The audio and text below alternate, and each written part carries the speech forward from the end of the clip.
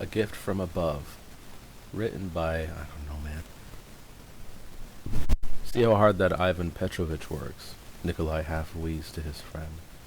The two men leaned against the western side of the textile mill's storage hall, wetting their parched throats with a small canteen of watered-down vodka. Let's have a swig. It was a shared canteen, and they passed it to one another in slow intervals. Andre, the shorter of the two by a few hairs, straightened his posture so he could peer over the large bales of cotton that they were hiding behind. He craned his neck to see out into the yard, where Nikolai's gaze was fixed. Through the wooden double doors, Ivan Petrovich Lebedev led it. Lebedev led a team. Sorry. Ivan Petrovich Lebedev led a team of men. That's such a mouthful. Thick ropes draped over all of their shoulders as they hauled the giant bales from the cold. His bulky, ape-like physique was a testament to a life of little food, heavy drink, and hard work. The one thing left untouched after 58 years of hardships were his blue eyes. Though small, they were still sharp and carried a degree of light in them. He, alongside two others, dragged a burlap-wrapped cotton bale the size of 6 men under the awning and onto the stone floor of the warehouse. I wonder if Eschaton wrote this. When the men unwound their ropes and began to head back out again, Nikolai took a swig and spoke once more. I'd tell him there's no shame in taking a break if you don't get caught, droplets flying off his mustache as he spoke. But he refuses them. Refuses to take breaks entirely. Barely stops for lunch. A few bites of bread and he's off hauling again. Old fool, Andre interjected before breaking into a coughing fit. I'm not gonna cough. The warehouse was always dusty, and the dust built up easily on your clothes and inside your lungs if you breathed it in long enough. Nikolai handed Andre the canteen, and after a long sip, the little man began to ramble. What is he trying to prove? We're all paid the same measly wage. Does he have a death wish? Is he stupid? That horrible cough, said Nikolai, ignoring his questions, is God's way of punishing you for speaking ill about your elders behind their backs. The young man snorted, clearing his nose.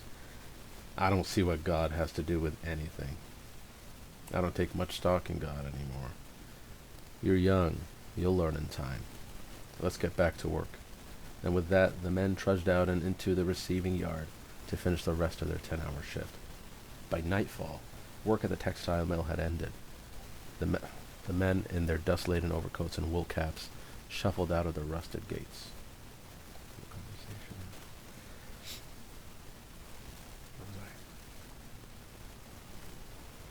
Ivan Petrovich was always the last to leave, and he always left alone.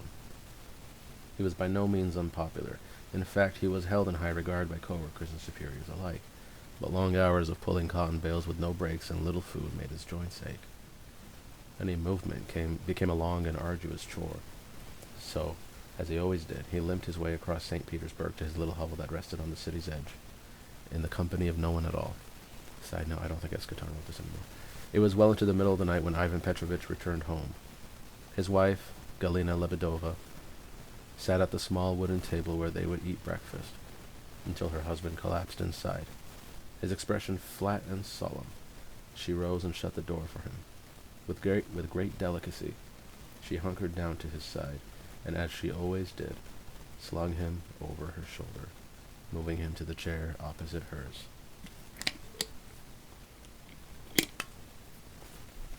It was there that she nursed him back to health. She fed him porridge that she had left cooking in a small pot over the flames in their meager hearth. She washed him with cold water and cow's fat in a basin the size of a trough. After an hour, Ivan Petrovich was fit enough to walk again, but it was too late in the night for gratitude. The first words out of his mouth were the same words that always escaped his lips the minute he was healed. How was our son? Sectioned away from the rest of the house was a room where the Lebedevs would sleep, and in the far corner of that room was little Pavel Ivanovich. Pavel Ivanovich, their son, a frail lump of a boy who could scarcely be seen even in daylight. When his parents, now in their nightclothes, crept into the room, Pavel stirred and murmured. His sleep was always restless. The sores and lesions that marked his body would have made it difficult to sleep, even on a soft bed. So there was nothing to be done. The two walked to his side and comforted him. "Go to sleep, Pavlosha," Ivan whispered as he played gently with the boy's curly hair. "Sleep and be strong." The morning was already due to arrive.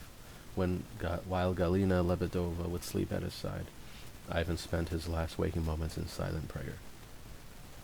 "Please, God," he thought, lying stiff as he could, his eyes shut as tight as he could shut them. "Please provide for my family. I cannot provide enough for 3. All I ask, God, is that we have enough money to heal my son, so that he can be strong enough to work." The next day was colder than the last, so Nikolai and Andrei drank harder. The 2 men were on their 5th break when shouts came from the front of the yard. Nikolai, who was less heavy, made it to the small crowd of workers first. "What's happened?" he shouted at a younger man with a round, clean face. "Ivan Petrovich is dead," the boy said as if he were reading the news. "He was walking from his home below the walls of Petrograd when a soldier dropped his coin purse from the top of one of the spires. It struck him in the head and killed him."